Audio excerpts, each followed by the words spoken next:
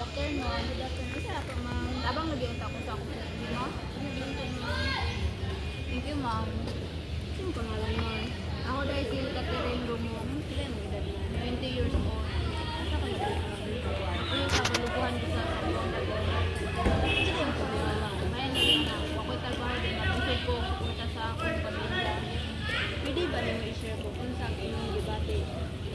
Wala'y problema. Mag-express sa imong kalagot o kabalaka.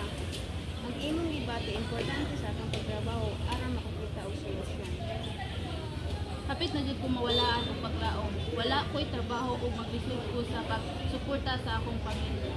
Salamat sa pagka-open, ma'am.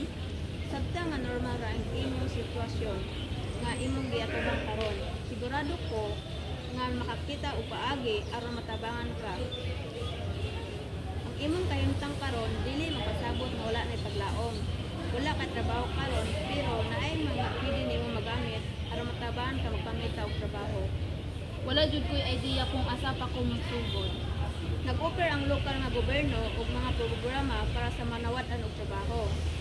Pwede ka mag-apply nga trabaho nga online ug daghan pod mga trainings program nga pwede nimo sudlan.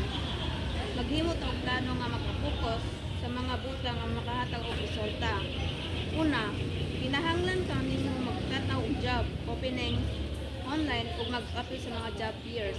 Ikaduha, pwede ka magkuha og short courses nga magpahiluna sa imong skills sa mga in-demand na trabaho. Sige, mag-try ko ani siguro makatabang kini sa akong sitwasyon. Ang importante nga dili ka magpa-apekto sa imong kahimtang. Naay mga tawo nga naanda mo tabang nimo ug ako usa sa mga nagasuporta kanimo. Salamat kayo, ma'am. Makatabang gyud sa akong kahimtang ug magsugod nako. Padayon lang, ma'am, malipayon nagtatang sa imong mga lakang, padulong sa imong mas maayong kaugmaon. Kung magkinahanglan ka tabang, andam ko mo tabang nimo. Salamat, ma'am.